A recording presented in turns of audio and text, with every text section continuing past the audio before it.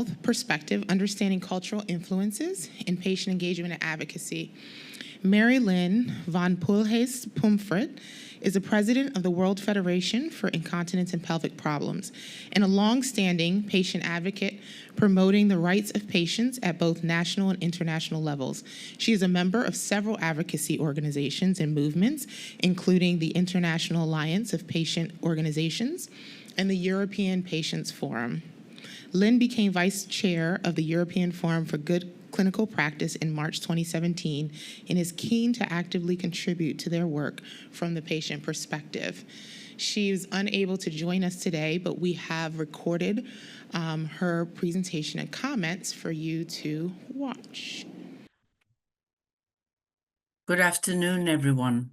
First of all, thank you for inviting me to speak in the context of global women's health, a topic, if you can call it that, about which I feel very passionately as a somewhat veteran patient advocate for the past 20 years or so. I would like to illustrate exactly how necessary it is for women's health to be given the prominence it deserves. My organization, of which I am the president, the World Federation for Incontinence and Pelvic Problems, WFIPP in short, is the global platform representing the patient voice perspective in all matters relating to all forms of incontinence, so urinary and fecal, and other pelvic floor issues such as endometriosis, of course, menopause and premenopause, postpartum issues, and other pathologies, including all the comorbidities like stroke, Alzheimer's, diabetes, and more, especially when it comes to mental health issues. Just to give you a couple of figures, 1 in 3 women experience leakage to a lesser or greater degree compared to 1 in 10 men. So a lot of work to be done. As I mentioned, I would like to give an example from yesterday's WFIPP patient-centered awareness-raising campaign held in Abu Dhabi, where I should have been yesterday, but for health reasons I couldn't be there. This as a side event in parallel to the International Continence Society meeting taking place in Abu Dhabi right now, and to which WFIPP is affiliated. For the past 8 months or so, we at WFIPP have been liaising with the local organizers of the ICS meeting to organize this unique and groundbreaking multi-stakeholder event, bringing together for the first time ever in the Middle East such an event with the objective of raising awareness of incontinence, and more than that, taking local cultural issues, and in particular women's health, as the main focus. Well, I can tell you, it's been a long and hard struggle to actually get this event to take place, but we did it, and it's been a huge success, I've been told, with everyone agreeing that much needs to be done to address cultural issues, and in particular, how to deal with the stigma and taboo associated with incontinence, of course, in particular for women. So far, so good.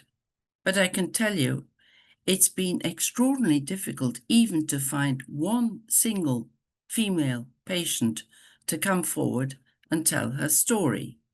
We finally managed to find one patient from the entire Middle East to be interviewed and to explain what her situation is, and then only, of course, in Arabic. The main message that's come through is the feeling of shame. She's not been to visit any clinician and just suffers in silence. This is not acceptable in 2025, and her story can be repeated the world over. So I'm pleased that the UNGA80 summit will be focusing on women's health, and in particular for us at WFIPP, in countries where there's currently no patient or women's voice to support patients like the lady yesterday. So very, very briefly, what are we doing about it at WFIPP? Well, for the past 2 or 3 years, we've been engaging with all the relevant scientific societies, urological, gynecological, mental health,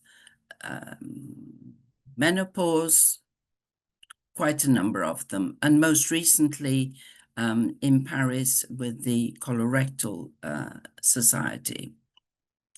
And it's paying dividends. People are actually listening to what we have to say and including us in all the various talks and deliberations, scientific sessions, including us in guidelines panels, including us to attend congresses and the like.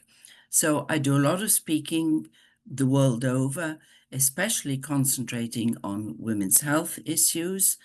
And another thing that we've done is we've set up in the European Union an MEP parliamentary interest group on incontinence.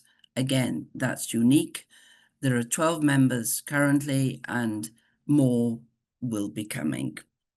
We're also involved in many projects. Just one I'll mention briefly is a project proposal that was submitted on Tuesday to align the urologists and the gynecologists, rather than working in silos, taking urinary incontinence and menopausal women and postpartum women and see what we can do to bring a more holistic approach to healthcare for women. And finally, just to mention that we have World Continence Week each year, and that has been gathering momentum since we took it over about 8 or 9 years ago, and it's a worldwide campaign. We even had a billboard in Times Square last year. So we're getting there, and I hope that the contribution we can make will make a difference to women the world over. Thank you.